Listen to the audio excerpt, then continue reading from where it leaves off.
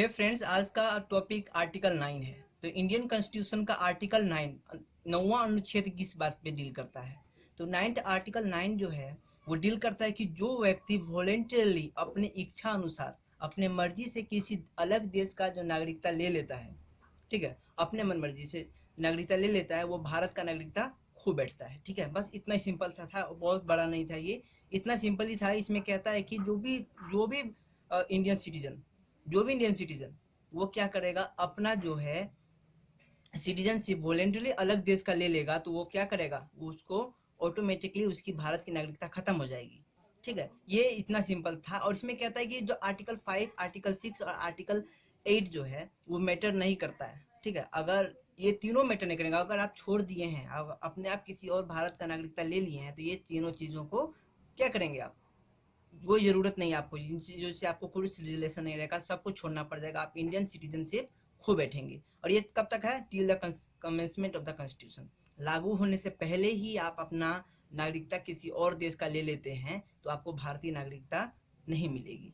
ठीक है, यही सिंपल था आर्टिकल 9। आर्टिकल 9 देखिए, 8 और 9, 8 ये बताता है कि आप विदेश में रह रहे हैं और भारत की नागरिकता चाहते हैं, तो आपको एक डिप्लोमेसी है, जो वहाँ पे डिप्लोमेटिक ऑफिस है, वहाँ पे जाकर के आप अपना रजिस्ट्रेशन फॉर्म फिलअप कर दीजिए। और लेकिन इसमें क्या कहता है, 9th में ये कहता है कि अगर आप किसी और देश का नागरिकता ले चुके हैं 1950 से पहले, 26 जनवरी 1950 से पहले किसी और देश में आप नागरिकता ले लिए, तो आपका नागरिकता ऐसे खत्म हो गया। ठीक है, और दूसरा कहता है कि इसमें 8 में ये कहता है कि अगर आप आपका कोई भी रिलेशन, देखिए मम्मी पापा से लेकर के, नाना नानी से लेकर के, दादा दादी से लेकर कोई भी आदमी भारत का हो, तो आप भारतीय की नागरिकता ले सकते हैं, एक्वायर कर सकते हैं। लेकिन अगर आप ये अपना नागरिकता खुद हटाएंगे तो ऑब्वियसली आपका तो नागरिकता हट ही जाएगा भारत का। ठीक है, तो यही था 9, बहुत सिंपल था 9। देखिए, आसान तरीका है याद करने का, जो सिटीजनशिप जो है, हमारा जो सिटीजनशिप का पार्ट है, पार्ट 2, बहुत आसान है। बहुत लोग तो पढ़ते ही नहीं है। अधिकतर लोग क्या करते हैं, उठाते हैं फंडामेंटल राइट्स पढ़ लेते हैं और पीछे जाकर के इमरजेंसीज पढ़ लेते हैं। तो नहीं, आप देखिए, कोई भी चीज़ जो है आप रूट से पढ़ेंगे तभी समझ में आएगा। इतना सुंदर से हमारा जो कॉन्स्टिट्यूशन समझाया गया है, बताया गया है कि सबसे पहले ये किस चीज़ पे डील करती है हमारी कॉन्स्टिट्यूशन, सबसे पहले यूनियन एंड इट्स टेरिटरी, देश, संघात्मक देश और इसके क्षेत्रफल के बारे में बात करती है। दूसरा किस चीज में बात करती है, हमारा देश कौन है, हमारा बाउंड्री कौन है, सीमा हम लोग का पता चल गया। दूसरा इस चीज पे डील करती है ये कि यहाँ के नागरिक कौन होंगे, नागरिकता कैसे मिलेगी, नागरिकता कैसे खत्म होगी।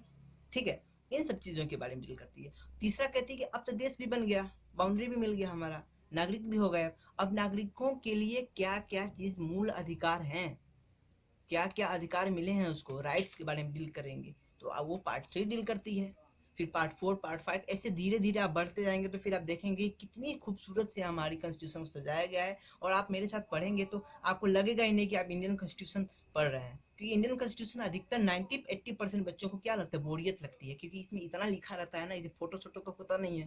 ठीक है, और इतना बड़ा होता है, इतनी आर्टिकल्स होती हैं, इतनी सब क्लोजेज होती हैं कि आदमी का दिमाग पागल हो जाता है, आदमी पढ़ने की कोशिश नहीं करता। तो बहुत आसान है भारतीय संविधान पढ़ने के लिए, आप सिर्फ मन लगाइए और आराम से ईयरफोन लगाइए और एक एक बार देख लीजिए। कुछ जो टॉपिक्स हैं, जो कुछ पॉइंट्स हैं, उसको आप सिर्फ नोट्स करते रहिए। ठीक है, इतना सिंपल था आर्टिकल 9 में। फिर आते हैं हम लोग आर्टिकल अनुच्छेद 9वां। ये कहता है कि कोई भी भारत का नागरिक कोई भी देश में है या फिर भारत में ही है, वो भारत का नागरिकता को छोड़ करके स्व इच्छा से, वॉलेंटरली, अपने इच्छा से वो किसी और राज्य का और देश का, राज्य देखिए, कभी भी कॉन्स्टिट्यूशन की जब बात आती है तो राज्य जो है, स्टेट जो है, वो डायरेक्ट नेशन की बात करता है। ठीक है, तो किसी और देश के नागरिकता को ले लेता है तो वो आराम से अपने आप वो भारतीय नागरिकता को खो बैठता है। ठीक है, इतना सिंपल था बस 3 लाइन का। आप कॉन्स्टिट्यूशन में देखेंगे तो 3 लाइन से 2 लाइन के अंदर में ही खत्म हो जाता है। ये बहुत आसान है आर्टिकल 9। अगली वीडियो में हम देखते हैं आर्टिकल 10 क्या कहता है।